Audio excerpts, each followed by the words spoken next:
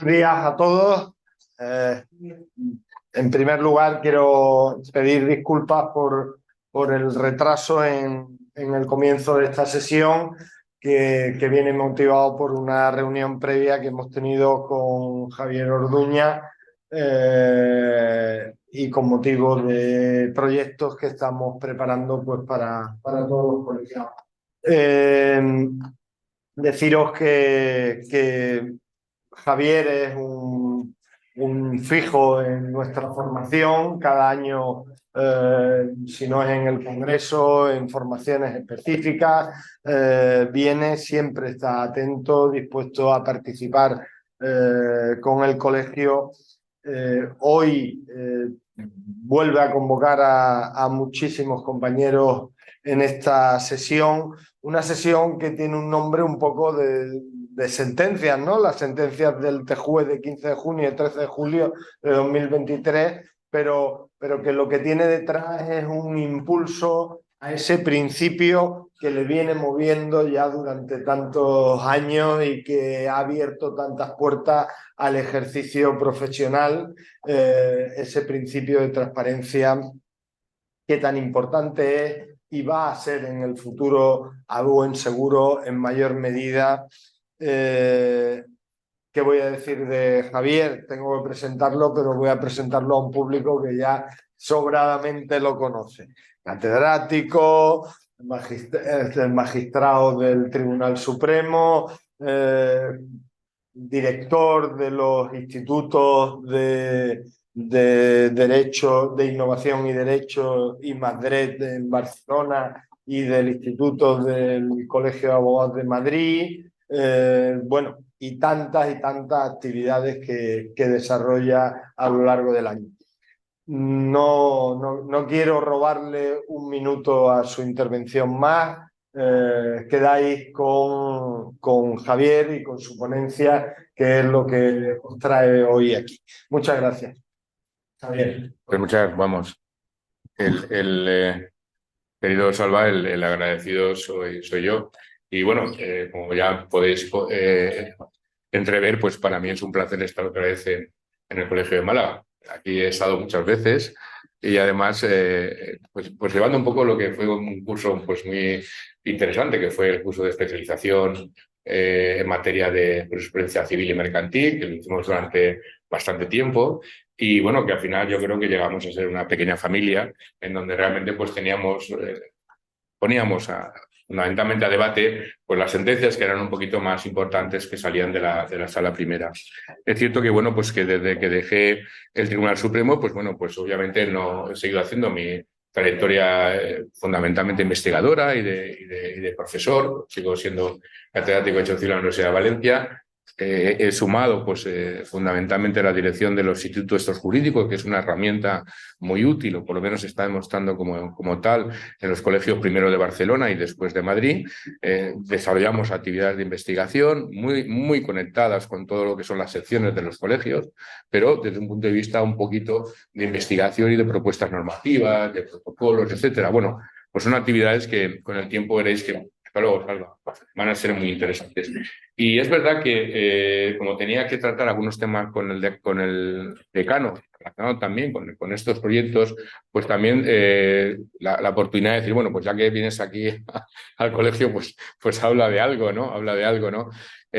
Bueno, pues es verdad que estamos actualmente, pues tengo muchos temas muy variados, pero es cierto que os quiero llamar la atención sobre dos sentencias del Tribunal de Justicia de la Unión Europea que son relativamente recientes, porque la primera es del 15 de junio de 2023, es un asunto muy bonito, fundamentalmente sobre un préstamo multidivisa, en donde realmente se establece las condiciones desde el punto de vista de la nulidad de la cláusula. Y abre unas puertas impresionantes. Es decir, lo llamativo del caso, como vamos a ver ahora, es que, y también daremos una explicación de ello, es que no lo hayamos visto desde el punto de vista de nuestro propio derecho de la contratación, porque en el fondo en esta sentencia el TJUE nos recuerda lo que es nuestro propio derecho de la contratación, pero sí, nos lo recuerda a través no ya del principio de transparencia, sino de lo que es el crisol de todos los principios, que es el principio de efectividad. El artículo 6.1 de la directiva, fundamentalmente desarrollado, como podéis imaginar, básicamente desde el principio por la sentencia de 21 de diciembre de 2016, el caso Naranjo, que llevó fundamentalmente a establecer la retroactividad de la cláusula suelo. Esa primera sentencia, de 21 de diciembre de 2016, es una sentencia donde el TJUE ya empieza a masticar, a decantar lo que es la base de todos los principios nuevos que tiene la directiva y que obviamente tiene su referencia básica en el llamado principio de efectividad. Yo lo voy aquí a utilizar de una forma pedagógica para que vayamos también trabajando en estos nuevos conceptos que nos vienen un poco desde el marco de la armonización. La otra sentencia es una sentencia muy reciente que, bueno, que ha pasado por la actualidad del IRPH, la sentencia de 13 de julio de 2023. La sentencia de 13 de julio de 2023, como sabéis, es la última sentencia que se ha pronunciado el Tribunal de Justicia de la Unión Europea y, entre comillas, contra todo pronóstico, pues ha venido a decir lo que dice y será objeto también de comentario. Por tanto, simplemente agradeceros vuestra atención. Voy a tratar de ser breve, más que nada porque si tenéis alguna duda, por lo menos los aquí presentes, lo podáis preguntar y lo hacemos extensible a los que nos están escuchando, pero en cualquier caso, un poco para ver la importancia. Esto al final es sencillamente la decantación de todo un proceso jurídico, cultural también, que está pasando.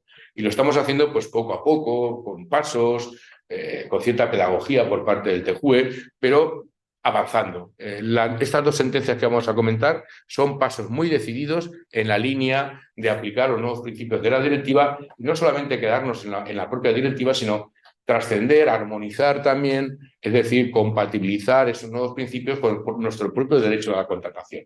Una vez para decirnos que esos principios o algunos principios de nuestro derecho a la contratación no resultan aplicables en este ámbito competencial específico de la protección de los consumidores, por tanto hay que flexibilizarlos, porque si no van en contra del principio de efectividad y por tanto no se pueden seguir aplicando así. Y otra vez para recordarnos, como en la sentencia de 15 de junio de 2023, que efectivamente nuestro derecho de la contratación también es un derecho que está de alguna forma en comunión con estos nuevos principios. Mira, la sentencia de 15 de junio de 2023, o para entender la sentencia de 15 de junio de 2023, tenemos que tener previamente algunos parámetros. Es cierto que la competencia que tiene la Unión Europea no es una competencia sobre el derecho de contratación en general, eso está en los códigos civiles, pero sí que es una competencia que es específica sobre materia de consumidores.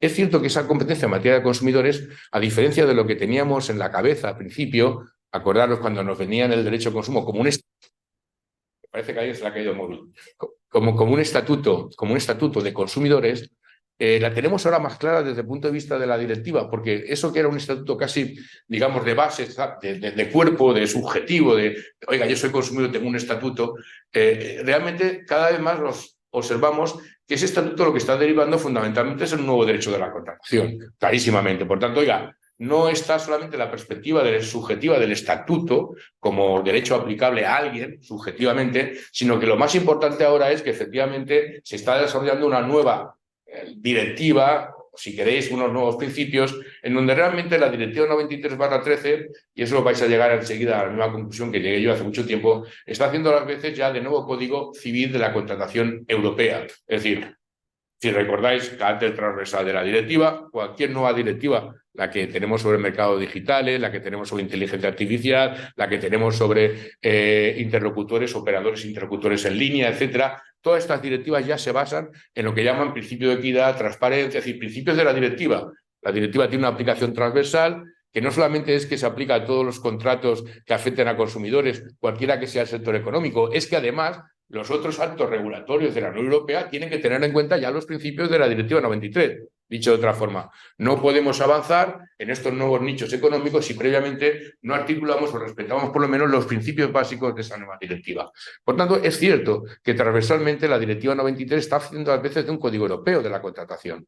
Clarísimamente. Pero es que en segundo lugar, nosotros, que también aquí a veces hay que ser consciente de lo que ya hemos declarado propiamente. Es que nosotros, y cuando digo nosotros, digo nuestro Tribunal Supremo, ya hemos declarado con reiteración que los principios de derecho contractual europeo forman parte del acervo interpretativo de nuestros propios principios en materia de derecho contractual. Eso lo tenemos señalado en las sentencias del Tribunal Supremo y es ya una reiteración clara. Por tanto, oiga, es que no solamente la propia directiva ejerce ese ámbito armonizador directamente su competencia, que es todo este nuevo derecho a la contratación basado con consumidores, sino es que además nuestro derecho de la contratación, como ha reconocido acertadamente de la Sala Primera, con reiteración, ya se basa también en los principios de derecho a la contratación europeo, que en última instancia tiene una clara, por decirlo de alguna forma, encaje con estos principios, con estos principios.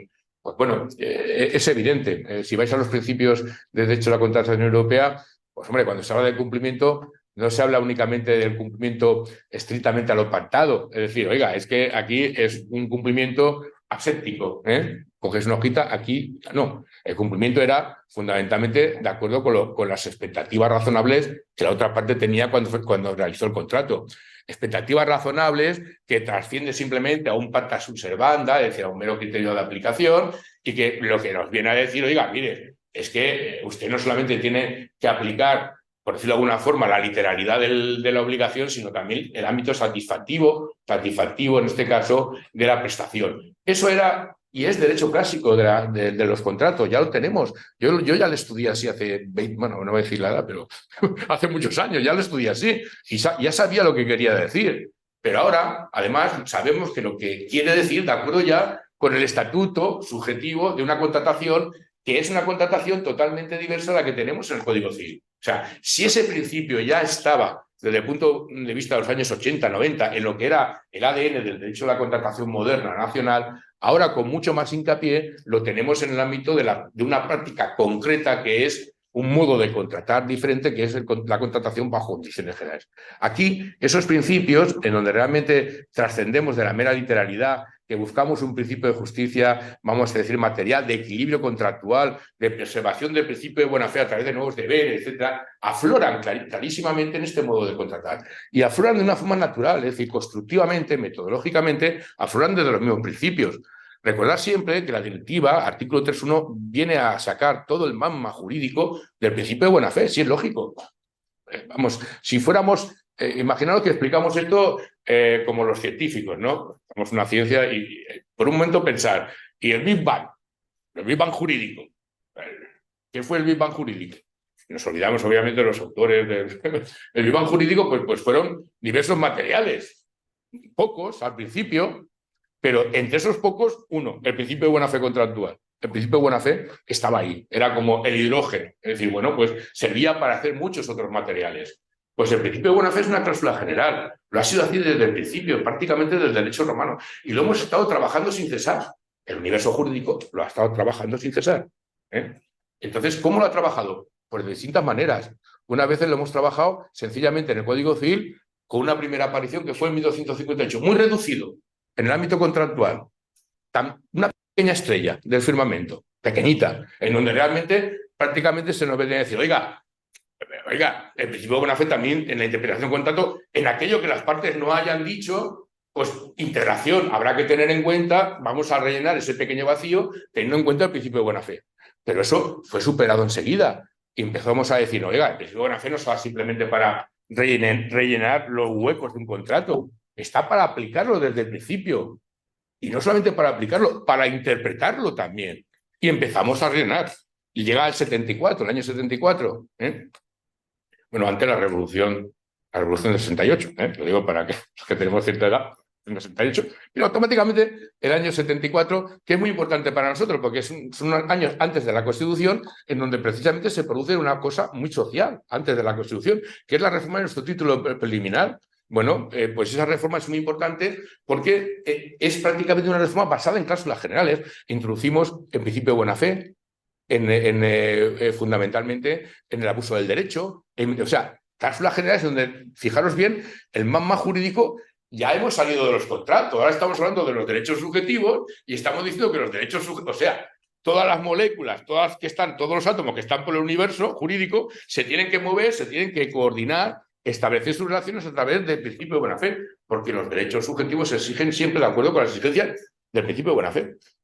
¿Cuál es el magma jurídico que hace la directiva al principio? Pues lo mismo, el artículo 31 dice, oiga, las cláusulas abusivas son aquellas que contrarias al principio a la exigencia de buena fe. Ahora, acordaros, el 1258 del primer Big Bang jurídico nuestro, que es el Código Civil de 1889, entre la proyección más reciente de la reforma del título criminal del año 74 y la directiva, la directiva 13 de 2013, esa condensación ya es un poco distinta, porque en la condensación en el ámbito de la directiva en 2013 ya da una serie de materias, es decir, de hierro, de níquel, de materias que no estaban en el primer BIMAN. No sé si yo creo que es bastante pedagógico, pero lo digo para aquellos que aún no creen que somos una ciencia jurídica, para explicarles que hay otras formas de ver las cosas razonadamente. Es decir, que nos parece siempre unos saltos, pero los saltos se pueden explicar. Este material de hierro, estos materiales más pesados, salen porque ya trabajamos ese hidrógeno, esas cosas al principio, con muchos otros elementos son capaces de formarlos, ¿no? Pues no, acordaos de este, toda energía existe desde el principio, y es verdad, bueno, pues, pero se va transformando y va haciendo a su vez otros elementos. Entonces, la directiva 3.1 ya hace otros elementos, ya nos saca el principio de transparencia, ¿entendéis? El principio de transparencia es una manifestación, una coyunda, el principio de buena fe con otros elementos básicos del derecho. Pero esa coyunda del principio de transparencia ya no nos dice, oiga, es que el principio de transparencia es sencillamente una proyección del 1258. No, es más. Es que sencillamente es una manifestación, digamos, paralela del artículo 7.1. No, es más. El principio de transparencia ya ha mutado ese principio de buena fe, ya lo ha establecido en el ámbito competencial de la directiva como la proyección de un principio propio, autónomo, derivado obviamente de la buena fe, pero que se mete y que permite nada menos que un control de legalidad de las condiciones generales. Por tanto, está mutando. Está siendo una cláusula general que permite a su vez a los jueces establecer un control de legalidad de las condiciones generales y que jurídicamente supone la creación de unos especiales deberes de información, distinto a como los entendíamos en el contrato por negociación. Por tanto, todo puede tener su explicación razonable y lógica dentro de lo que es la ciencia jurídica. Hay que conocer los materiales y cómo trabajar con ellos. Pues en realidad lo que al final quiero decir es que se me entienda bien, estamos en el mismo universo. Es decir, no estamos en universos paralelos, ni estamos en el mismo universo y nos estamos moviendo con la misma ciencia jurídica, lo que pasa que obviamente progresiva y evolutiva. Cuando actualmente, porque ahora estamos trabajando en una cosa muy necesaria, que es el control de fondo de condiciones generales sin distinción, es decir, no solamente para consumidores, sino también para pequeños empresarios, autónomos, etcétera, que contratan en las mismas condiciones, es decir, bajo el mismo fenómeno, digamos, de energía del universo, contrata fundamentalmente de una forma subordinada, de una forma de inferioridad, es decir, pues al final la materia jurídica es la misma, venga de donde venga. Es cierto que podemos encontrar algunas diferencias en el control de legalidad de oficio que tiene fundamentalmente la directiva, que hay una serie de principios que no aplicamos en materia del control de fondo de condiciones basado en el principio de buena fe, digamos, nacional, porque no tenemos el principio disuasorio, que solamente lo tenemos en la directiva, por ejemplo. Pero la construcción jurídica de los especiales deberes de información y el especial deber de equilibrio contractual, eso pertenece a la misma composición química, igual que la directiva. Persiguen los mismos fines. El interés general es el mismo. La protección, obviamente, de los intereses de la parte más débil, pero al mismo tiempo la competitividad del mercado, las dos cosas. Y eso se defiende tanto en la directiva como en el derecho contractual interno, evidentemente, y a través de estos nuevos principios. Pues bien, la sentencia después de este rollo introductorio, volvemos a Málaga, volvemos aquí y ya volvemos a la cruda realidad, y vamos directamente a la sentencia del 15 de junio de 2023. ¿Por qué es importante esta sentencia? Pues esta sentencia es muy importante porque precisamente nos recuerda un poco esto que os estoy diciendo, pero desde el punto de vista, fijaros bien, esto es lo interesante, del principio de efectividad de la directiva.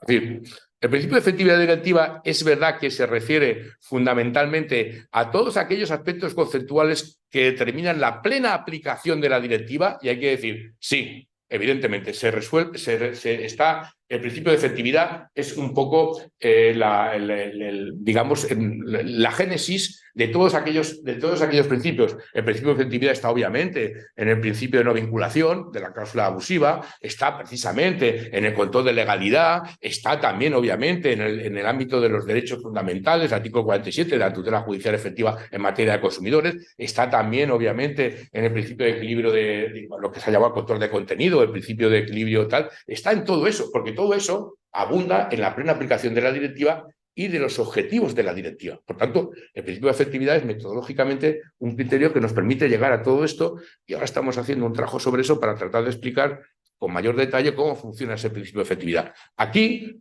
en la sentencia, todo arranca del principio de efectividad.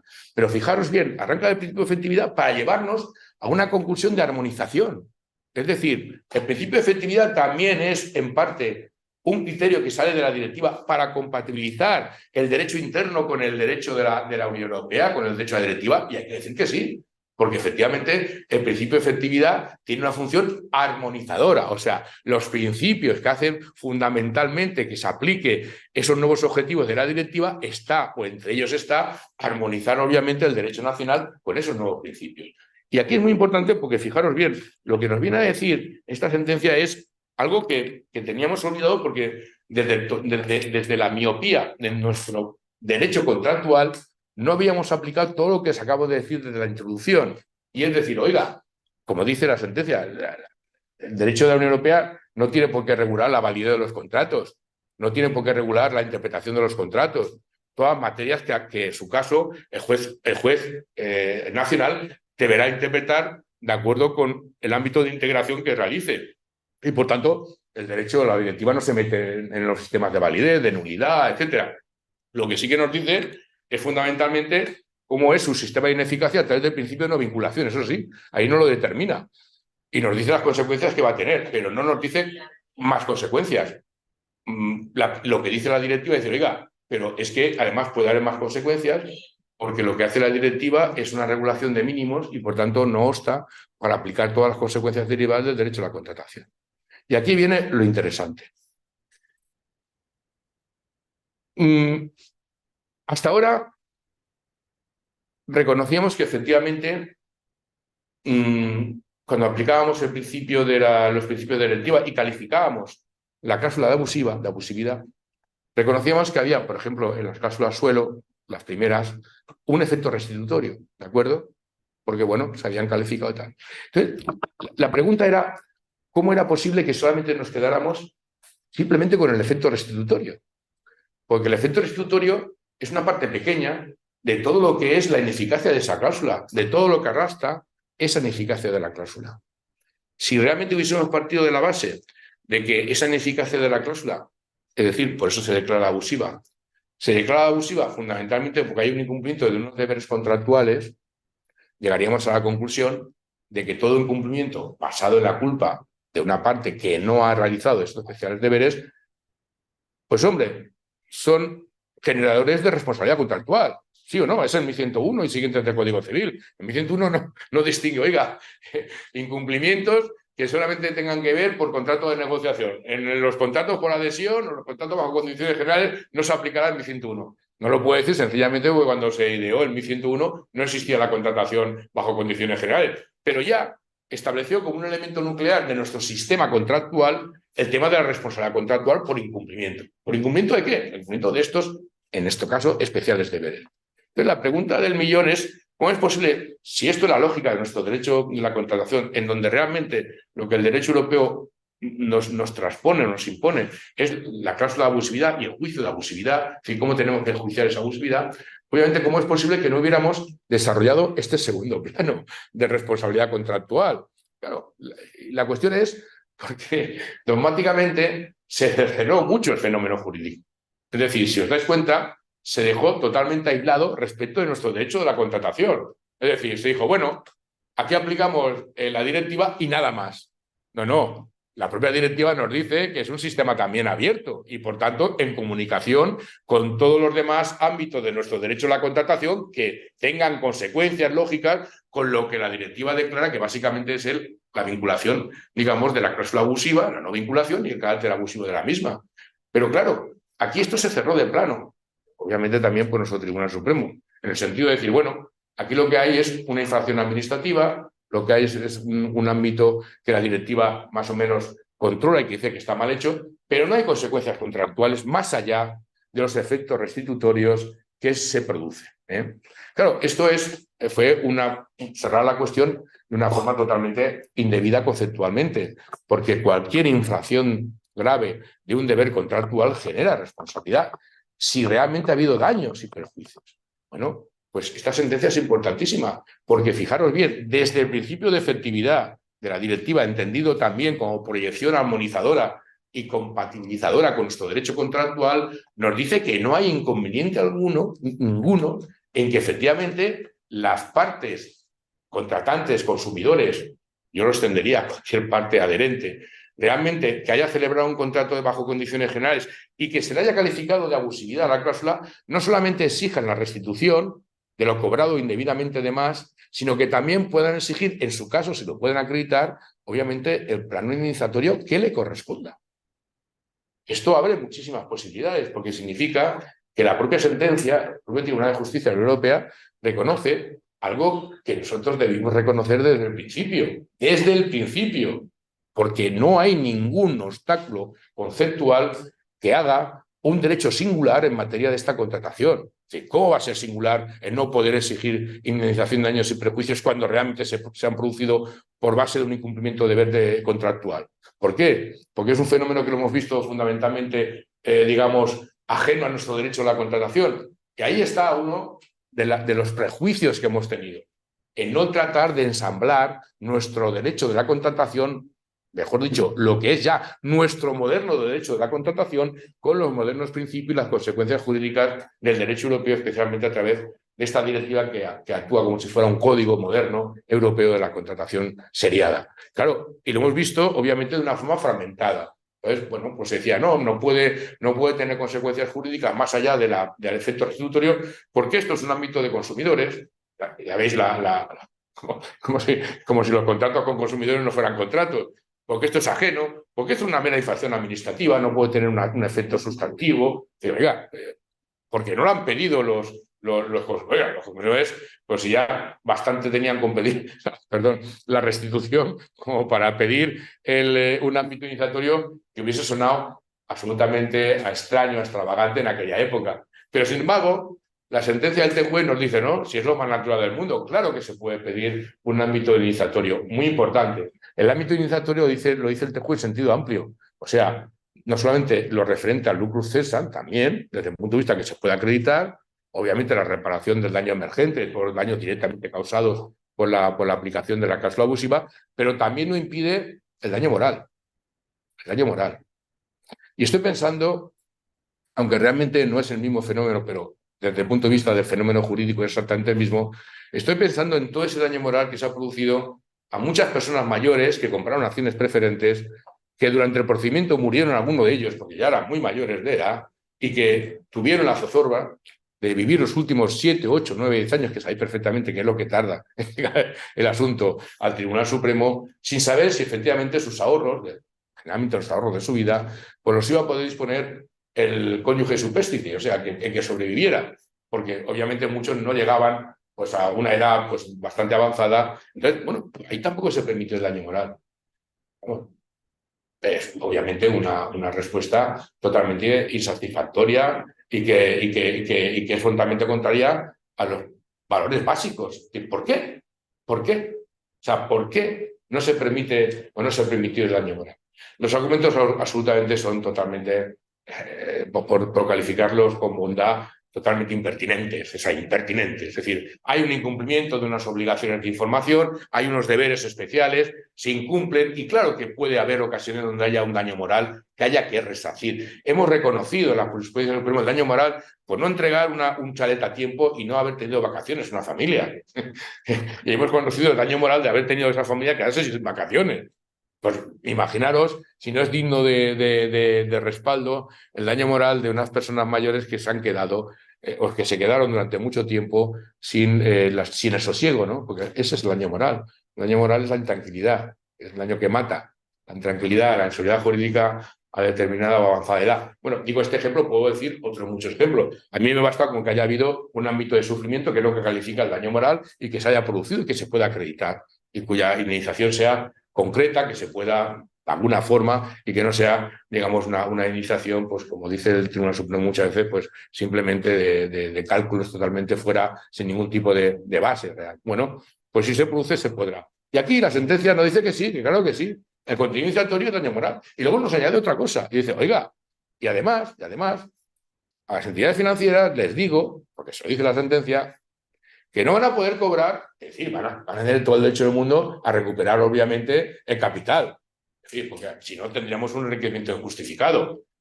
Pero ese capital lo van a recuperar sin los intereses remuneratorios que habían pactado. O sea, muy importante. La sentencia reequilibra el efecto restitutorio.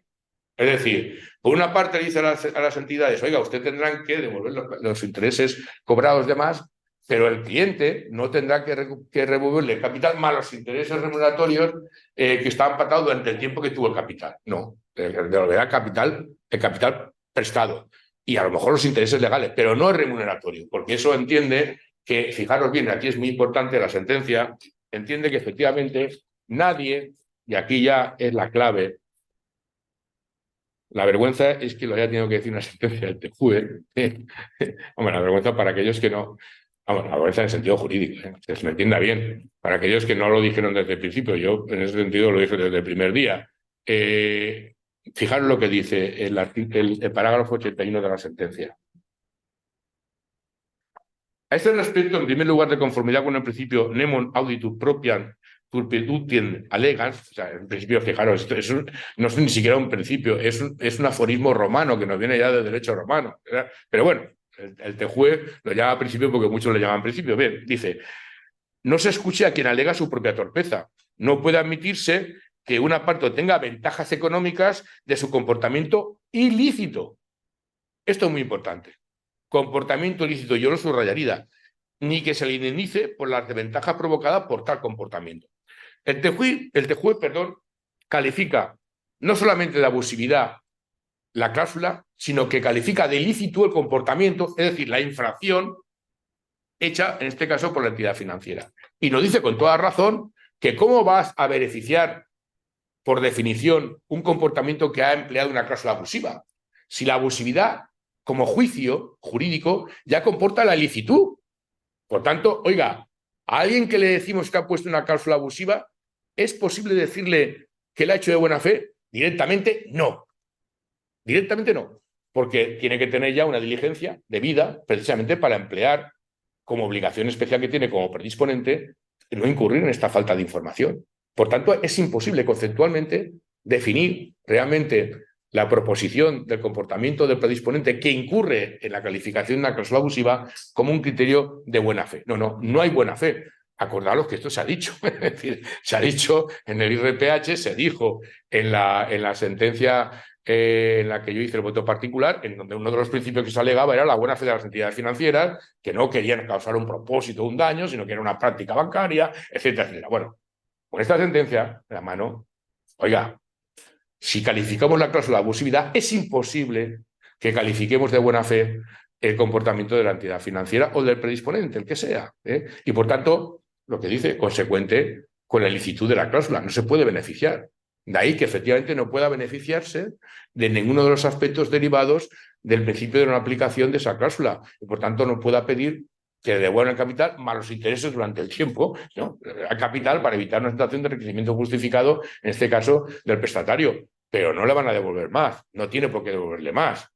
Pero precisamente por su calificación de comportamiento ilícito. Es decir, que esto es importante porque de una forma muy clara esta sentencia viene a decir, oiga, a partir de ahora la calificación de abusividad comporta necesariamente la calificación de ilicitud del comportamiento realizado por la entidad predisponente. Y esto es de suma importancia porque ya destierra para siempre el famoso principio de buena fe que se aludió en defensa de las entidades financieras precisamente para que no tuvieran consecuencias negativas de responsabilidad. Oiga, no. Si usted ha empleado una cláusula abusiva, ha incurrido en responsabilidad contractual y en un ilícito contractual, literalmente, como dice el parágrafo 81 de esta sentencia. Esto a mí me pareció muy destacable, porque a partir de ahora no podemos decir una cosa, no puede haber un órgano jurisdiccional que califique de buena fe como criterio de atenuación de responsabilidad el comportamiento del predisponente. No, oiga, estamos ante un ilícito contractual y como tal usted tendrá que extraer las consecuencias jurídicas que sean oportunas. A veces de contenido iniciatorio, pues claro que sí, porque estamos ante un inicio de control. Esto es muy importante porque insisto, cuando realicé el voto particular a la cláusula suelo, uno de los argumentos eran fundamentalmente de varios índoles. Primero era el principio de buena fe. Oiga, las entidades financieras no querían realizar este comportamiento de mala fe, buscando un perjuicio, tal. No tiene nada que ver. Oiga, no se trata de una mala fe intencionada, se trata de que usted ha incumplido unos deberes contractuales que tenía que cumplir y que al incumplir esos deberes el resultado conocido es la abusividad y eso no puede pasar sencillamente como un comportamiento, vamos a decir, de buena fe o extraño a una falta de responsabilidad, ¿no? Asume esa responsabilidad. Pero es que además la sentencia es muy interesante porque describe los otros dos factores que se habían dicho, fundamentalmente para defender la atenuación de responsabilidad o incluso la excepción de responsabilidad de las entidades predisponentes, en este caso las financieras. El otro argumento, recordar, era la seguridad jurídica. Decía, oiga, es que claro, si reconocemos esto, se atenta contra el principio de seguridad jurídica. Y esto puede ser un caos. Pues no, con la sentencia, efectivamente, nos dice que fundamentalmente ya no hay seguridad jurídica que valga en este sentido. Es decir, fijaros bien, el apartado 83 nos dice, y en segundo lugar, como señaló el abogado general en el apartado 63 de sus conclusiones, el argumento relativo, aquí está hablando, me he equivocado, está hablando del principio del orden sistémico, es decir, que atentaba contra el orden sistémico y por tanto prácticamente se caía, sí, bueno, pues fijaros lo que dice. Como señaló el abogado general, en sus conclusiones, el argumento relativo a la estabilidad de los mercados, orden sistémico, estabilidad de los mercados financieros, no es pertinente. Ojo, no dice que no exista, dice que en este caso no es pertinente, o sea, no se puede aplicar. No es pertinente en el marco de la interpretación de la Directiva 93/13.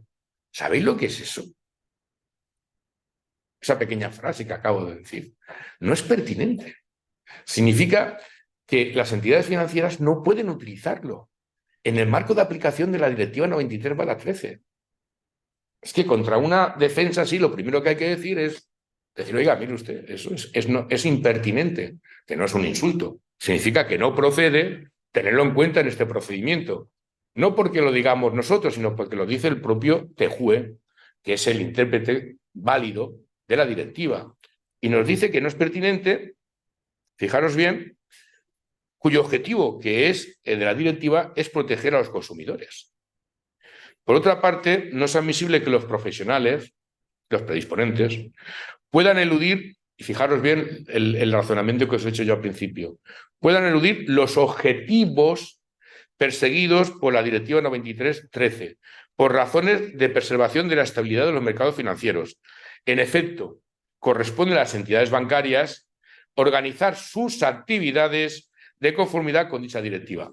¿Qué es lo que nos está diciendo? Nos está diciendo, entre otras palabras, una cosa que yo dije en el voto particular, y es que el orden sistémico o del orden sistémico ya participa la propia directiva. La propia directiva ya tiene en cuenta el orden sistémico y ya descuenta, precisamente porque tiene en cuenta el orden sistémico, descuenta o quiere expurgar todas aquellas cláusulas que sean abusivas, pero con base precisamente a la preservación de ese orden sistémico. ¿Entendéis? Es decir, oiga, no es que la directiva no haya tenido en cuenta el orden sistémico. Claro que la ha tenido en cuenta, lo que dice que precisamente para preservar el orden sistémico, es decir, el buen correcto de funcionamiento interno del mercado, el sector en este caso financiero, es necesario expurgar todas las condiciones abusivas. Y eso es orden sistémico, claro que es orden sistémico. Y por eso lo dicen las directivas, ojo, arreglen sus actividades de acuerdo precisamente con los objetivos de la directiva. Dicho en otras palabras, pero hombre, ¿cómo van a arreglar sus actividades conforme a la competencia desleal? Eso sí que es ir en contra del orden sistémico. Por tanto, dice, oiga, la directiva no se ha olvidado del orden sistémico. La directiva es una norma. Y como tal norma ya tiene unos principios, tiene unos objetivos, que aparte la directiva los dice. Y en esos objetivos y en esos principios ya está el orden sistémico que la directiva protege y tutela. No solamente en beneficio en este caso, de los consumidores, sino también en beneficio del propio sistema.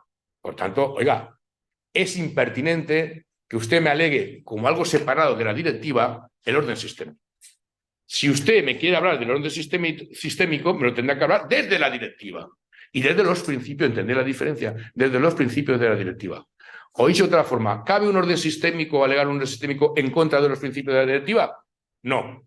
Con esta sentencia, no. No cabe. Tendrá que alegarlos. Igual pasa con el principio de seguridad jurídica. Se decía que esto atenta a la seguridad jurídica, porque claro, si estas prácticas bancarias, pues dice lo mismo la sentencia. Dice, oiga, el principio de seguridad jurídica empieza por cumplir ¿qué? La directiva. Eso también lo hemos dicho algunos ya hace años. Oiga, no hay mayor principio de seguridad jurídica, de certidumbre, que cumplir. Es verdad que en el contexto español, pues esto habrá que recordarlo. Pero bueno, pero es que somos una ciencia jurídica. Si es que, es decir, yo me niego, o por lo menos aunque me quede solo, bueno, si me quedo muy solo, no sé, a lo mejor, pero me niego a no reconocer que somos una ciencia jurídica, por tanto tenemos una base. No, aquí todo esto no es un multicolor. Eso es muy opinable en muchas cosas, pero lo que es la esencia de la ciencia jurídica no es opinable. Claro que la seguridad jurídica empieza por aplicar la norma jurídica, por el principio de legalidad. ¿Por dónde va a empezar la ciencia jurídica? ¿Por no aplicarlo? ¿Qué ciencia jurídica es esa? No podríamos ni siquiera elaborar ni un puñetero concepto, ni podríamos aplicar el derecho en ninguna de las partes, si no tenemos unas reglas básicas donde efectivamente... Por tanto, la seguridad jurídica aquí empieza, claro que empieza por aplicar los propios principios de la directiva. Luego, obviamente, saldrán algunas cuestiones interpretativas, la integración de la cláusula abusiva, cuando depende de la nulidad del contrato, habrá cosas que habrá que interpretar, claro que sí, pero lo que tenemos claro es que si seguridad es certidumbre, por decirlo de alguna forma, predicción de tal, tenemos por lo menos algunos puntos claros de esa predicción. Y el primero empieza por respetar y aplicar la propia directiva, y eso nos da la seguridad, la certeza de que efectivamente ninguna cláusula abusiva pues va a quedar desde el punto de vista sin sanción correspondiente. Bien, pues esta sentencia me ha parecido muy interesante porque, como veis, abre muchos frentes. Y yo creo que ahora pues es cuestión de aplicarla. Es decir, oiga, tenemos una sentencia reciente del Tribunal de Justicia que por una permite ir al contenido iniciatorio, que antes, por las razones que hemos visto, fundamentalmente de orden cultural, de este fenómeno, no se ha podido avanzar. Pero con esta sentencia es meridianamente claro que, ojo, obviamente tendremos que acreditar el daño. El daño habrá que acreditarlo. Sí. Muchas personas que han perdido su vivienda como consecuencia de ejecución hipotecaria que implicaban el suelo anteriormente a la sentencia de después de 2013. ¿Va a dar bueno, esa sentencia? Esto es... que sí, que efectivamente ya a la vivienda de lo que había ahí, más allá de pedir la unidad de esas cláusulas abusivas, hoy, hace 4 o 5 años. Pero claro, sí, luego le paga a usted 5.000 euros más como consecuencia de la cláusula suelo. Y la perdí, la vivienda, porque no pude pagar. Bueno, ahí tenemos que recordar la sentencia me parece que fue de mayo del 22, que precisamente la sentencia del juez, que fue también, voy a decir la fecha correcta, sí, 17 de mayo de 2022, donde efectivamente era precisamente para aquellos procedimientos en donde decayó la acción porque sencillamente no continuaron la reclamación, porque claro, la respuesta del Tribunal Supremo era que no cabía la retroactividad y por tanto dejaron, bueno, ¿qué es lo que dijo el Tribunal de Justicia? Bueno, en estos supuestos es que, claro, principio de efectividad. Principio de efectividad, es decir, tenemos que hacer en la medida de lo posible, o sea, que haya cosas juzgadas, etcétera, tenemos que hacer posible la aplicación de la directiva. Hombre, en estos casos que ha estado en prejuzgado, que podemos hablar de una cierta prescripción formal de la acción, pues entonces en estos casos que ha sido precisamente porque no ha habido una respuesta desde el punto de vista, o la respuesta desde el punto de vista del órgano competente, que es el Tribunal de Justicia, llegó tarde o llegó fuera, era lógico que estos no demandaran porque si no le iban a condenar con las costas. Y dijeron, bueno, pues aquí hemos llegado. Entonces digo, oiga, no, aquí los principios de precursión, el principio de la sentencia firme, el principio de rogación, etcétera, ceden ante el principio de efectividad. Y por tanto permite la posibilidad, siempre que efectivamente en este caso al consumidor no se le pueda acreditar obviamente una conducta totalmente pasiva, ajena a cualquier tipo de reclamación, etcétera. Aquí sucede un poco lo mismo. Aquí la primera sentencia que reconoce este contenido iniciatorio es esta. Es esta. Esta es la primera que con claridad nos dice, oiga, cabe un contenido iniciatorio, cabe tal. Antes el consumidor no sabía. ¿Por qué? No lo sabía sencillamente porque el propio Tribunal Supremo había impedido esa vía. Por tanto, si veis, estamos en el mismo supuesto. ¿Cómo ibas a reclamar el contenido iniciatorio de un contrato de una cláusula suelo o de un IRPH si te iban a dar por todos los lados? Entonces, claro, no lo reclamabas directamente porque no había ámbito de doctrina jurisprudencial que lo sustentara. Entonces, bueno, pues ese es el mismo argumento. Oiga, no lo pude reclamar porque no había posibilidad de reclamarlo desde el punto de vista procesal, desde el punto de vista de lo que era una petición e incluso de control de legalidad y de derogación acorde con lo que el Tribunal Supremo estaba aplicando. Pero ahora tenemos una sentencia que nos dice que sí que se pudo y se debió, y además lo dice de una forma totalmente extensiva y natural, por tanto se podría tratar por lo menos de efectivamente de ver si efectivamente cabe una indemnización, en este caso una eficacia retroactiva en algunos supuestos donde realmente no se pudo por las circunstancias de la jurisprudencia, de la doctrina jurisprudencial ejercitar, ¿no? Sí, yo eso no lo veo, vamos, no lo veo. No lo veo. Ahora, está claro es que de futuro, pues claro que se puede. Y de hecho, incluso el principio de derogación, aunque la demanda ya esté interpuesta, etcétera, se podrá intentar adicionar este impedimento porque esta es la sentencia que realmente permite que se ha producido una vez ya se ha iniciado el procedimiento en curso. Por tanto, oiga, es que ha habido.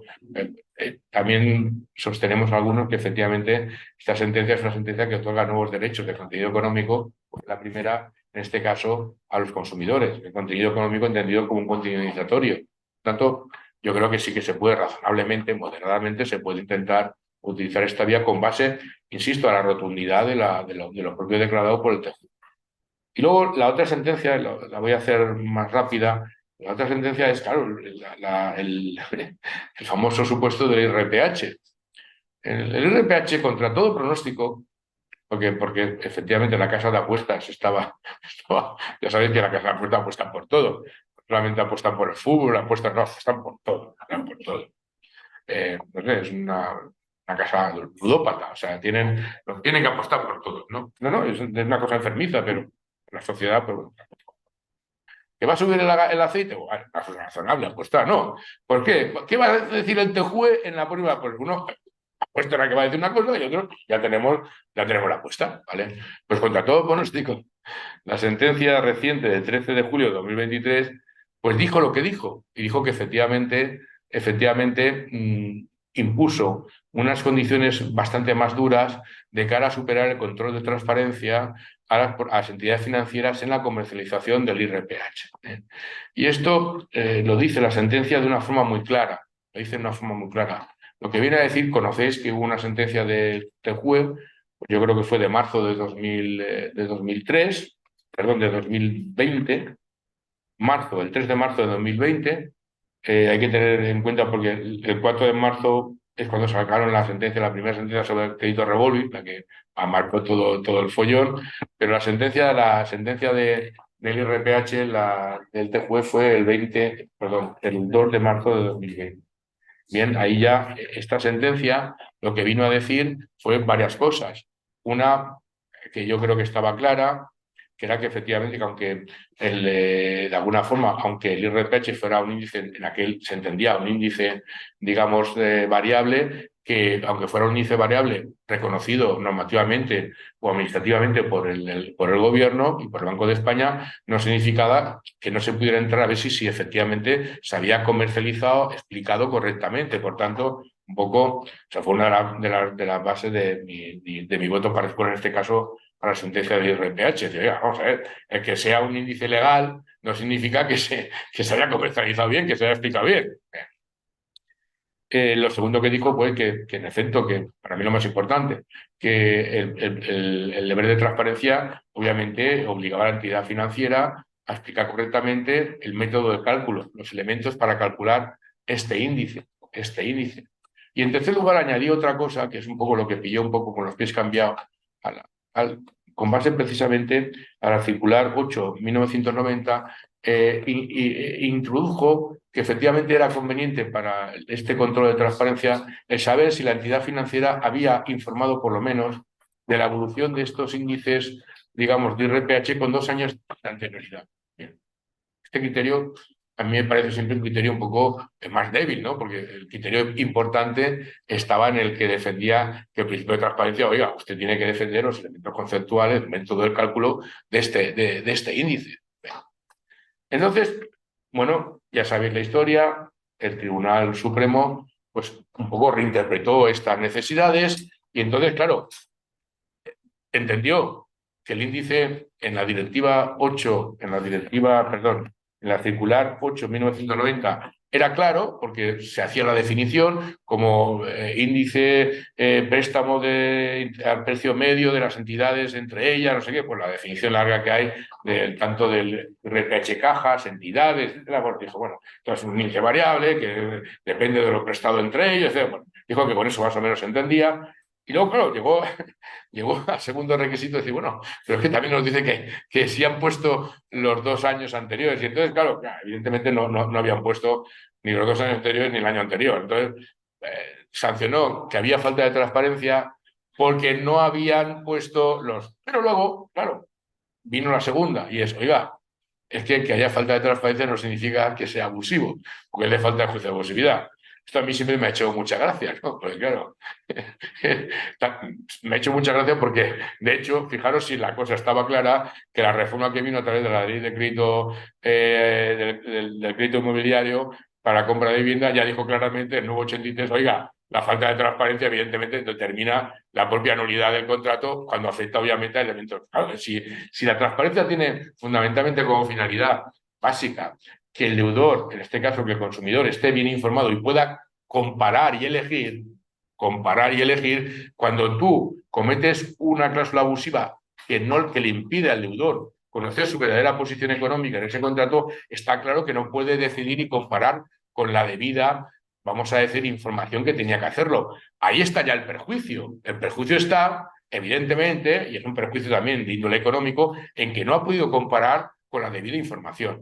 Ese perjuicio lo reconocimos en las cláusulas suelo en el préstamo multidivisa, que los dos dijimos, la primera dijo que efectivamente había una cierta ocultación en la cláusula del suelo, incluso llegó a pensar un poco de cláusula sorpresiva, sorprendente, con lo cual llegó a decir y a reconocer que había un perjuicio implícito en la falta de transparencia. Sin embargo, el RPH dijo que no, y dijo que no porque no había ningún perjuicio, porque, claro, en el momento de la celebración del contrato, hombre, el índice era variable, porque era, aparte de un diferencial positivo que había, que generalmente era más pequeño que el diferencial que ponía con el Euribor como enganche para el cliente, para engancharlo, pues claro, el enganche era, oiga, si esto es muy sencillo, si tú tienes uno más Euribor, si esto funciona más o menos como el Euribor, y aquí te pedimos solamente 0,50, tú ya estás ganando un 0,50 ahí, porque lo demás va a ser igual.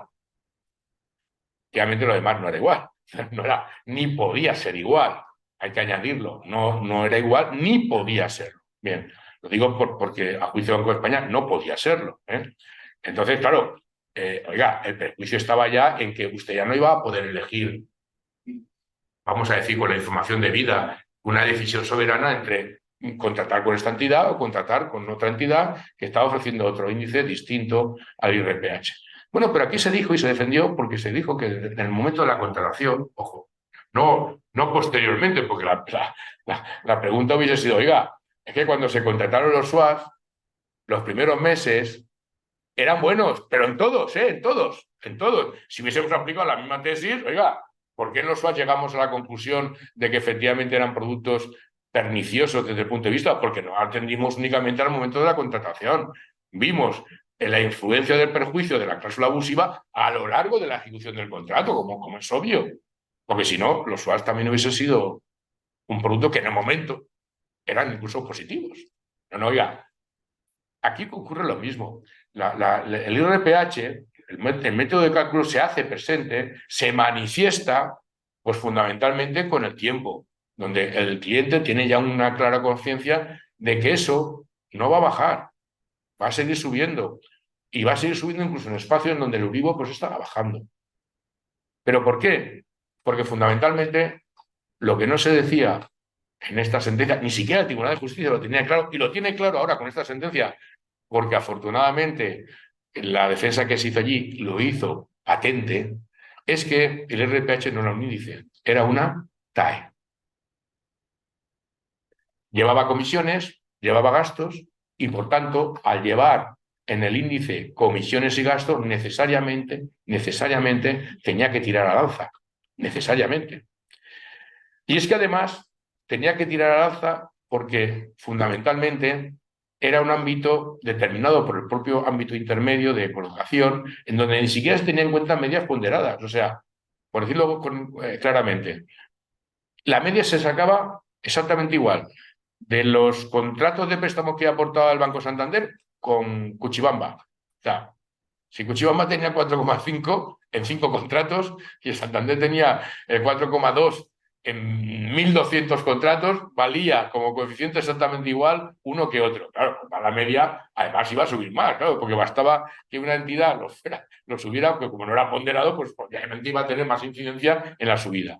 Por tanto, comisiones y gastos entraban en la evaluación, en el método del cálculo de ese índice. ¿Qué es lo que nos dice la sentencia? Que es un poco la advertencia que se le hizo en el juicio oral, en la vista oral, perdón, que tuvo. Pues lo que dice, oiga, mire usted, es que hay una directiva, perdón, hay una circular que no era de 8.1990, sino que es posterior, que precisamente rectifica a la circular 890, que es la circular 5.1994. Oiga, Tribunal de Justicia de la Unión Europea, léase la circular. Pues claro, la circular no tiene desperdicio. La circular, en un arrebato de sinceridad del Banco de España, tiene un preámbulo que dice, oiga, esto ni de broma. Literalmente lo que dice la circular es que este IRPH no se puede comercializar directamente como un producto más porque alteraría el mercado. ¿Y por qué lo alteraría? Porque lo alteraría al alza. Por tanto, lo que dice el Banco de España es que es necesario que tenga un coeficiente corrector negativo. Ojo, se comercializó con corrector positivo, para entendernos. Y lo que dice el Banco de España es que para comercializarlo había que introducirle, entre comillas, un efecto comercializador, es decir, corrector, que fuera un coeficiente negativo. Y luego añadió, yo solamente puedo dar un coeficiente negativo corrector aproximado, porque no tengo la información. Porque las entidades financieras no me dan la información puntual de los gastos y comisiones que cada una pone en los préstamos en el IRPH. Por tanto, hago un cálculo aproximado. Y eso está en el anexo 9 de esa circular. El anexo 9 de esa circular. Y en el preámbulo está toda esta advertencia. Claro, el Tribunal de Justicia de la Unión Europea dijo, ¿cómo? Chiquito la calzada diría, ¿cómo? Pues, el derecho tampoco tiene que ser tan serio, ¿no? Bueno, a veces se queda un poco bizco. Bueno, cuando vieron aquello y le dijeron al abogado del Estado, oiga, ¿esto del Banco de España es norma? El Estado tuvo que decir, sí. Y luego dijo, sí, parece ser que es normativa bancaria. Entonces, claro, dijo lo que dice la sentencia, oiga, es pertinente que el juez, dentro del derecho dispositivo que tiene que examinar para ver si efectivamente existe aquí una abusividad, tenga en cuenta, dentro de ese derecho dispositivo, las circulares. Y no solamente la 8.1990, sino la 5.1994, en donde realmente lo que viene a decir, ojo, es que esto, y entonces añade, es el juez nacional, el órgano judicial nacional, que tiene que valorar si la información que pone la circular 5.1990 es una información pertinente, necesaria para que el consumidor se formara una cierta idea. A juicio del juez sí que lo era, porque obviamente le advertía de una serie de cosas que tenía que tener conocimiento, en este caso el cliente, el consumidor. Y por tanto dice que realmente a su juicio sí que lo era. Y luego añade, ¿qué deber de diligencia debe tener el consumidor? Debería conocer esta circular no solamente a la 8/1990, sino a la 5, y dice, oiga, no dice uno rotundo, pero dice, bueno, en el caso de que el consumidor medianamente perspicaz, esa fórmula que utiliza el TJUE para no llamarlo tonto, no llamar tonto a todos los consumidores, medianamente perspicaz, tal, debería conocer, y dice, hombre, que sea un experto en tratados de circulares del Banco de España ya me parece un poco excesivo. Por tanto, habla de que eso sería casi una búsqueda policial o de investigación. Por tanto, viene a decir claramente que no se le puede trasladar una diligencia exigible como si fuera la de un profesional a un consumidor que por definición no lo es, no es el profesional. Por tanto, lo que viene a decir fundamentalmente es que efectivamente aquí hay una infracción del deber de transparencia clarísima, en el sentido no ya de la sentencia de 2 de marzo de 2020, por haber puesto el índice anterior, la evolución del índice anterior, sino sobre todo por el primer aspecto, que era que yo de alguna forma hacía hincapié en el voto particular. Oiga, es que hay que determinar con claridad cuáles son los elementos del cálculo, el método de cálculo de este índice. que esto lleva comisiones, que esto lleva gastos, que no puede ser un índice. Y en el fondo, esto es lo que hay. El mal llamado índice IRPH no es un índice, es una TAE. Es una TAE. Y como tal tenía que haber sido explicada en los contratos, como una TAE. Y de hecho, todos sabéis que la TAE es uno de los conceptos básicos donde realmente recae un deber especial de información. Por tanto, oiga, empiecen por afirmar que eso es una TAE, y igual que exigen los contratos a crédito a consumo, etcétera, la información de la TAE, exija que aquí, evidentemente, estuviera informado realmente como lo que era una TAE. Ningún contrato de esto que se comercializó con el RPH, oye, que decían que era una TAE, lo que te decía que era un índice. Es más, te lo comercializaban diciendo que era un índice igual que el Euribor, variable. Y la otra pregunta que quedó en el sentido de que podía haber falta de transparencia, pero no abusividad, aquí cae por su propio peso. Porque si el Banco de España dice que es necesario un índice corrector negativo, la pregunta es muy sencilla. Si no se pone, ¿desde cuándo hay perjuicio? Desde el principio. Claro, porque ese mecanismo corrector no lo tienes. Por lo tanto, no se puede negar ya, inclusive fuera de que efectivamente para mí la falta de transparencia comporta ya obviamente un perjuicio en cuanto a la elección, tal, aquí tampoco se puede negar que si vamos a las consecuencias prácticas del contrato, no a medio plazo, sino desde el momento de la contratación, para seguir la doctrina última de la Sala Primera, incluso en el momento de la contratación, al no llevar un coeficiente negativo corrector, ya había un perjuicio. Por tanto, desde el minuto cero. En fin, yo creo que esta sentencia es una sentencia muy importante, es una sentencia que nos dice básicamente o nos habla claramente de la firmeza con que en última instancia está aplicando el TJUE los principios, los nuevos principios de la directiva, y también nos dice que en la defensa de esos nuevos principios no va a admitir un paso atrás, es decir, no va a permitir que se dé un paso atrás en esta firmeza. Aquí es verdad que hubo una cierta opinabilidad, confusión con el IRPH, pero en cuanto el TJUE ha visto la trascendencia que tenía este IRPH como auténtica TAE, ya he visto la sentencia que ha puesto. Necesariamente al cliente se le tenía que haber informado, porque era un principio de transparencia absolutamente necesario. Y claro que hay perjuicio. Si usted no le hace caso al Banco de España y no pone un coeficiente corrector, pues evidentemente lo que está haciendo es, oiga, primero, indebidamente introducir en el mercado un índice, una TAE que no debía introducirse, como dice el Banco de España. Y segundo, un perjuicio para el cliente porque le va a subir, que es lo que pasó.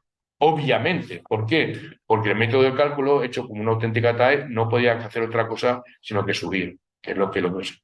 Por tanto, yo entiendo que desde esta sentencia se puede reclamar judicialmente la aplicación de la misma y, por tanto, las demandas de IRPH. Es decir, que no veo ningún problema Sabemos que la Sala Primera, pues de momento no ha sacado una sentencia. Parece que está esperando a que se resuelva otra cuestión prejudicial, que es la última que queda en danza sobre el IRPH, pero también sabemos que lo que suele hacer este Tribunal de Justicia en estas cosas es quitar lo que ya está resuelto, es decir, contestar únicamente a las cuestiones que quedan por resolver, pero esta ya está resuelta. En mi modesta opinión, esta, desde el punto de vista de qué se requiere para la transparencia, si la circular 5.1994 era un objeto, perdón, era una normativa, parte normativa que tenía que tener en cuenta el predisponente para informar, el TJUE ha dicho claramente que sí. De hecho, esta sentencia estaba prevista que se lea por auto, que ha salido como sentencia, porque significa que el TJUE quiere o ha querido culminar este ámbito en la doctrina española jurisprudencial de una forma de nivel serio como es una sentencia. Por lo tanto, yo no veo ningún problema para que se le diga a los jueces y juezas españolas y a los órganos judiciales superiores que efectivamente apliquen la sentencia del Tribunal de Justicia Europea, porque es una sentencia clara, firme y sobre todo que no admite duda alguna. Lo que dice es absolutamente claro. Tanto, pues, que sean consecuentes y que apliquen, porque en este caso, en esta materia del IRPH, son jueces europeos, aplican directiva y sentencias del TJUE, por tanto, que se atengan a la última jurisprudencia y que el Tribunal Supremo podrá esperar a que salga la cuestión prejudicial, pero eso queda un año casi. Entonces, claro, no vais a estar en pensar de que pase un año, y bueno, ya tenemos la sentencia y la sentencia es aplicable. Aquí el especialista está esperando para esta sentencia al Supremo y incluso pide la audiencia previa, plantea la posibilidad de suspender. No. Para luego. Sí, pero bueno, yo comprendo que. Sí, pero vamos a ver, el argumento es bastante sencillo. Es decir, hay que ver qué cuestión perjudicial queda por resolver, qué es lo que plantea, porque obviamente esas cuestiones que ya están resueltas no van a volver a plantear el TJUE. Lo que hace el TJUE con lógica es que todo lo que está ya contestado, pues lo va sacando, no va a contestar siempre lo mismo. Cuando se plantean a lo mejor a la vez, pues 7, 8, las que se plantean a la vez, pues las plantea ya y las que se plantean después, pero contesta, quita la parte que ya está respondida. Claro, evidentemente por economía procesal, porque sería absurdo contestar otra vez. Entonces, claro, la pregunta es, ¿este ámbito de transparencia está contestado en la sentencia? Sí, porque versaba correctamente sobre los deberes de información en el IRPH. No va a decir una cosa contraria a la que ya ha dicho. Yo, compartiendo lo que dice, digo, quien me conoce sabe que llevo creando esto desde hace mucho tiempo. Y de hecho tengo varias sentencias en el Supremo ganadas en IRPH que está pendiente de que el Supremo se pronuncie. Es que claro, ¿Alguna más del causal? Curiosamente. Sí. Sí, porque esa llegaba como no recurriendo para conseguir que te lo quitaran, sino, digamos, con el IRPH quitado, y digamos que es un poco a la inversión. Para mí la del 2020 era clara también en este sentido. A ver, desde mi punto de vista, yo creo que en el TJUE tendría que hacer un esfuerzo didáctico porque está claro que no llega bien lo que pretende transmitir, pero desde el 2020 para mí también es bastante clara. Y el Tribunal Supremo, que yo creo que no pasará a la historia de forma positiva por este proyecto con las cláusulas abusivas, porque es que no se sostiene la parte de suelo con la parte de multidivisa, con la revolving, o sea, eso, como usted bien ha dicho, esto tiene un orden, una arquitectura global, porque al final estamos hablando de lo mismo, de esos principios básicos, transparencia y efectividad, que al final son principios económicos. Correctamente, sí, totalmente. El mercado. Al libre mercado. Sí. Porque lo que hacen es contratar como quieras, pero ojo, que yo voy a estar aquí para que lo hagas con buena fe, de forma transparente y que se reequilibre esa capacidad de negociación. Pero bueno, no digo, cuando ya el Supremo, yo no espero tanto porque no me fío mucho, sinceramente.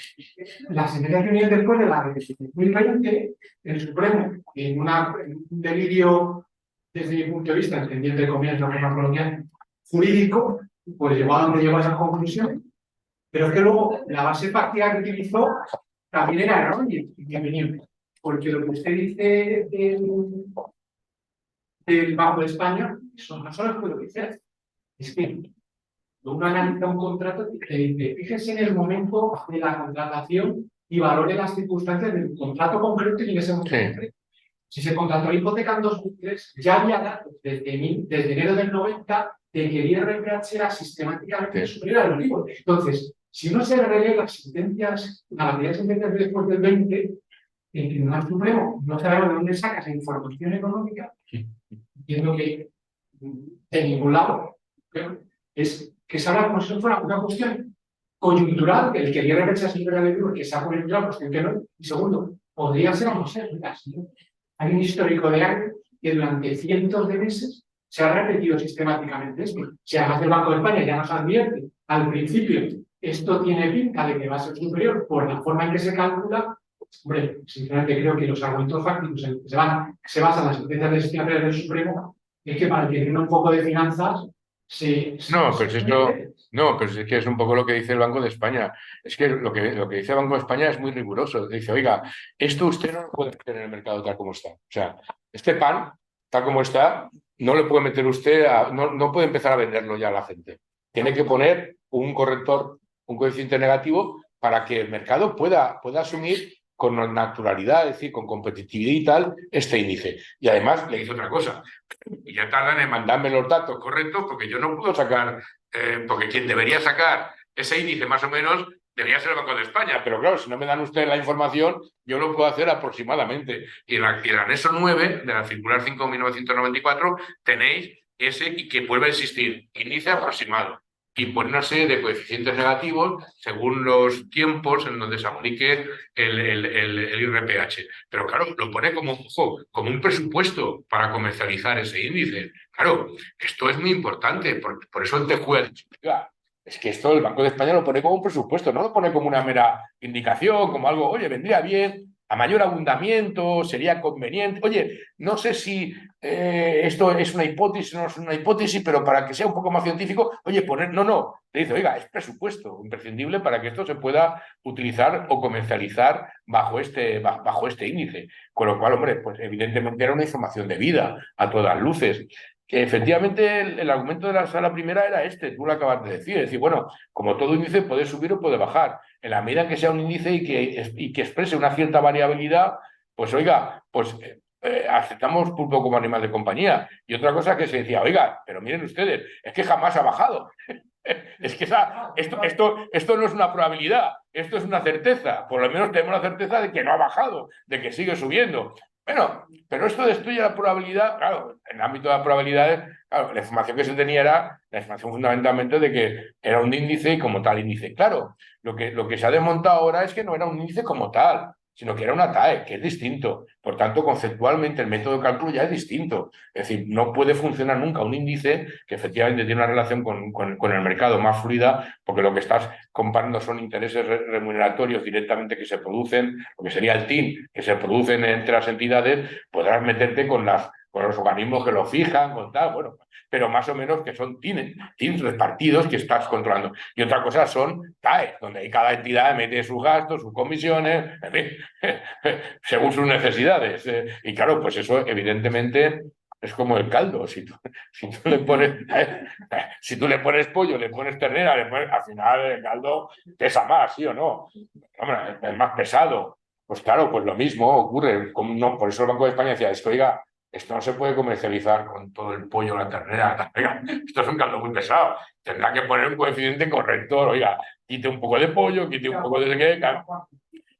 ¿Sí? Y no. No sé si recuerdan, hay otros dos argumentos que son ya surrealistas que si un alumno de Derecho te los planteara, solamente suspendería.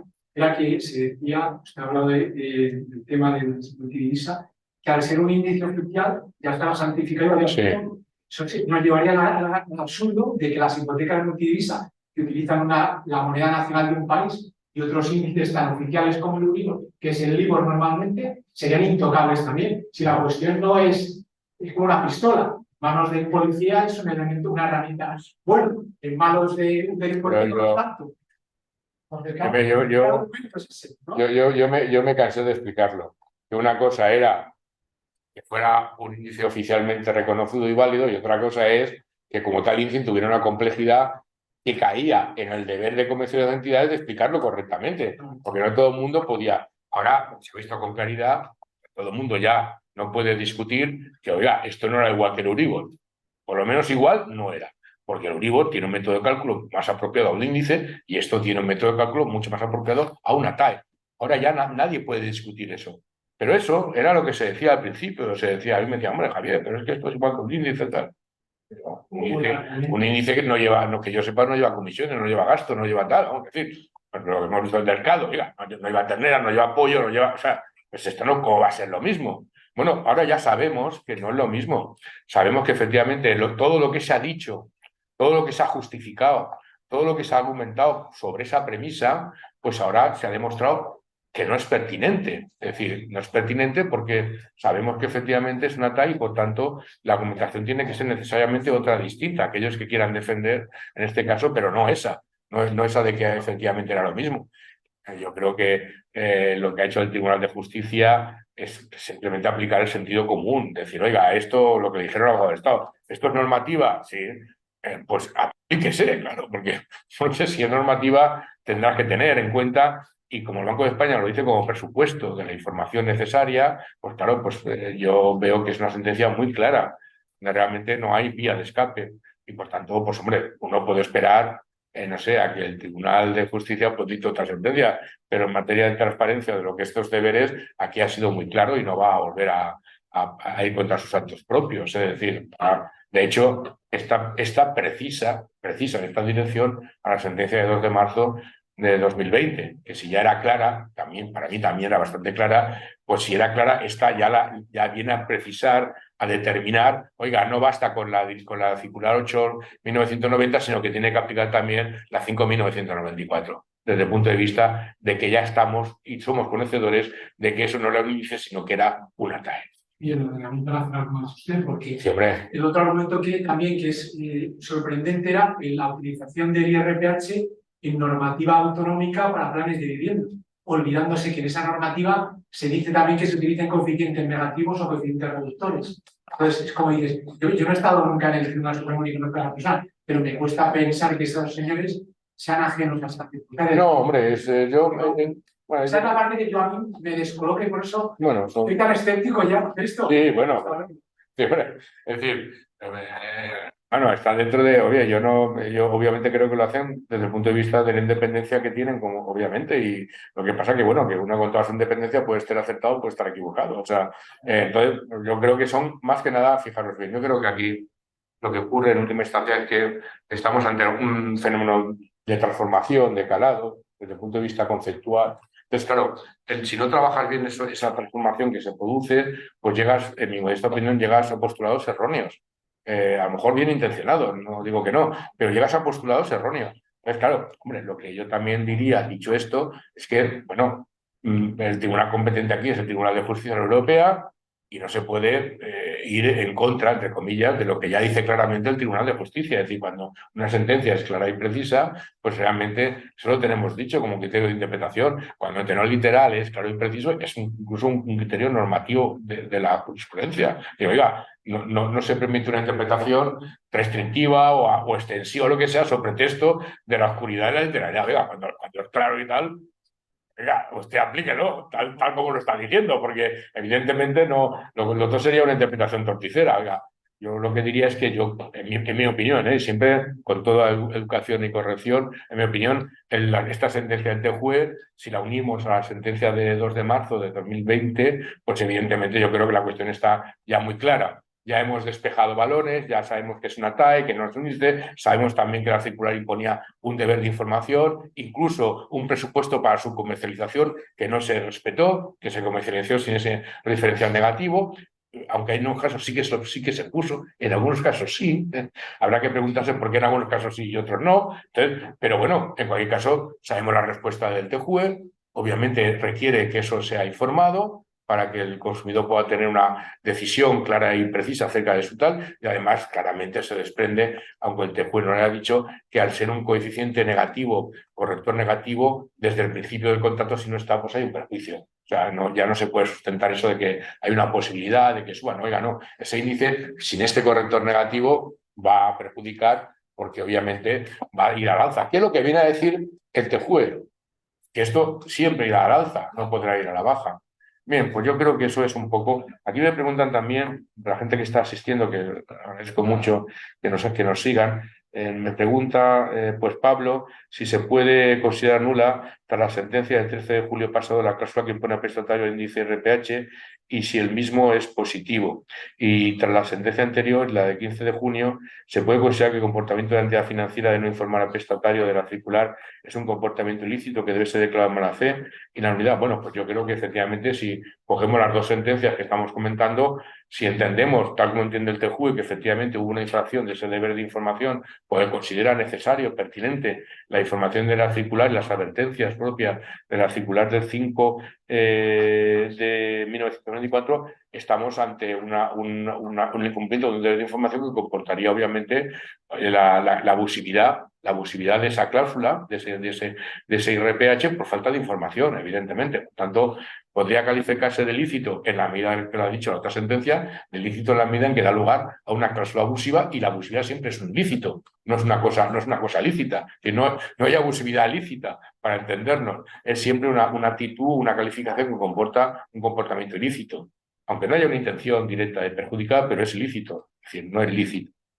Y luego dice que si quisiera preguntar si es posible, si el ponente entiende que podemos dar carácter de obligatoriedad al preámbulo de la circular, de tal forma que sea obligatoria la inclusión de diferencial negativo y por tanto, hombre, efectivamente lo dice en el preámbulo y en el preámbulo lo dice obviamente para que tenga una efectividad, porque si no tiene inteligencia la propia circular. Pero para aquellos que estén pensando que el preámbulo no es normativo y que carece de fuerza, es decir, obviamente una interpretación rebuscada para salvarse como sea de la aplicación de estos deberes, hay que entender que los anexos sí que son obligatorios y viene el anexo 9 la obligación de poner un diferencial negativo. Por tanto, incluso desde esta óptica interpretativa tendríamos que decir, oiga, el anexo 9 sí que está. Lo que pasa es que la sentencia de la sala primera se llegó hasta el anexo octavo, pero no se puso el anexo 9. El anexo 9 es clarísimo. De hecho, habla de coeficiente corrector negativo, o sea que y pone una serie de tabla aproximada que debían utilizar las entidades financieras. Por tanto, oiga, bien por el preámbulo, bien por el anexo, estaba claro que había que hacer una advertencia sobre estos coeficientes correctores negativos para que efectivamente esta TAE no fuera tan perniciosa para el propio mercado si realmente se aplicara. Y luego dice, gracias por la charla exhaustiva en relación con el RPH. Consta que el Tribunal Supremo ha planteado varias prevenciones sobre el TJUE en las que parece existir en la legalidad del RPH. Bueno, nadie sostenta que sea ilegal. Otra cosa es que sea ilícito el comportamiento de no explicarlo correctamente. Son dos cosas distintas. Bien, sobre la base de que las respuestas del TJUE a otras cuestiones planteadas por los tribunales son erróneas, ya que la formulación de esas cuestiones no han sido totalmente transparentes. Esto es, omiten puntos relevantes. Le consta que la postura estaba poco dispuesta a emitir la vaya. Bueno, esto fue más que nada con el ámbito de la comisión de apertura, si recordáis.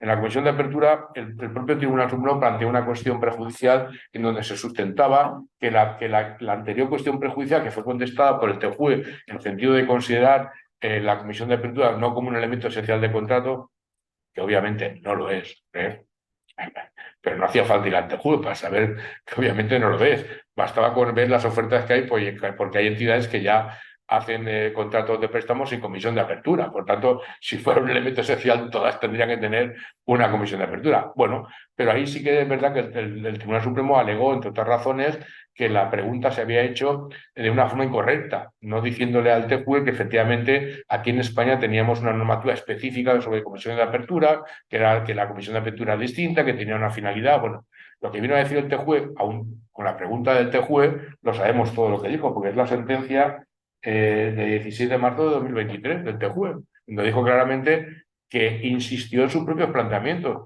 con base al principio de efectividad. Es decir, oiga, mire usted, la comisión de apertura no es un elemento esencial del contrato. En segundo lugar, no lo es y no lo puede ser y, por tanto, lo contrario, es decir, entenderlo como elemento principal de contrato vaciaría de contenido el control de fondo de contenido del artículo 4.2. Porque claro, si el control de contenido no puede afectar a los elementos esenciales del contrato, si yo digo que el elemento esencial del contrato es el micrófono, el agua, el ordenador, la mesa y dejo pues un trocito de contrato, mire, eso no es elemento esencial. Al final, el control de contenido no se aplica, porque claro, lo han desnaturalizado. Y nos vino a recordar que solamente aquellos elementos que determinaban la tipicidad del contrato, obviamente en el contrato de préstamo, hombre, eso es evidente. ¿Cuál es el objeto principal? Pues obviamente el objeto es un capital que te presta y una obligación que tienes de restituirlo. Y después ya veremos si es un préstamo con interés o sin interés, pero ese es el objeto. El objeto no es, oiga, ¿cuánto pongo yo de comisión de apertura? Y luego también es verdad que el hecho de que haya habido una normativa de comisión de apertura aquí un poco distinta no significa que eso tenga naturaleza sustantiva desde el punto de vista contractual. Es evidente que la comisión de apertura es un elemento accesorio del contrato, porque existen contratos que no tienen la comisión de apertura. Eso yo creo que era una cosa un poco infantil el plantear que esto fuera un elemento esencial del contrato. El TJUE dice que en cualquier caso no es, porque restringiría el ámbito de control de contenido y por tanto dice que no, pero además debe señalar más veces, porque aquí el TJUE aprovecha para decir, oiga, mire, en cualquier caso tiene la entidad financiera tiene que puede al no ser un elemento esencial de contrato, el control de contenido se proyecta en primer lugar, ojo, para que justifique que el servicio se ha prestado. Primero, que la comisión obedece a la prestación de un servicio real y no a una cosa inventada que dice, bueno, pero en el fondo, ¿qué hace? No, si no hacemos nada, ponemos aquí el 2% en el medio, pero no hacemos ningún estudio, que no sé qué, no sé. Y segundo, ojito, que hay que ver lo que sea real, porque si no puede haber, el cliente puede pagar 2 veces una misma comisión. Claro, cuando contrata el préstamo y cuando aplica la comisión. Si no hay un servicio real y efectivo. Por lo tanto, al final, la conclusión ahí, yo creo que efectivamente las entidades financieras no pueden eludir, por lo menos, la obligación de probar que efectivamente hay un servicio que realmente es necesario o resulta necesario para la realización del préstamo. La sala primera intentó justificar que era una actividad absolutamente imprescindible para conceder los préstamos, pero claro, esto lo que dice el TJU es que tienen es que acreditarlo, pues realmente, porque en el fondo estás pagando la prestación de un servicio añadido. Claro, pues yo creo que esto yo diría que no, que en este caso no, que en este caso del IRPH queda una cuestión prejudicial solamente, pero no va por ahí. Se responderá porque el Tribunal Supremo no ha planteado otra cuestión prejudicial en este sentido y se resolverá, insisto, que yo creo que expurgando ya lo que ya está resuelto. Dice, yo he visto diferenciales a cero. ¿Se puede seguir manteniendo que no es negativo? Un diferencial a cero no es negativo. Cero es muy positivo. Eso se decíamos a alumnos, oiga, no se vaya a desconjunto, le he puesto un cero. Oiga. ¿No? El cero es para matemáticas es fundamental. O sea, no le he puesto un -1, un cero.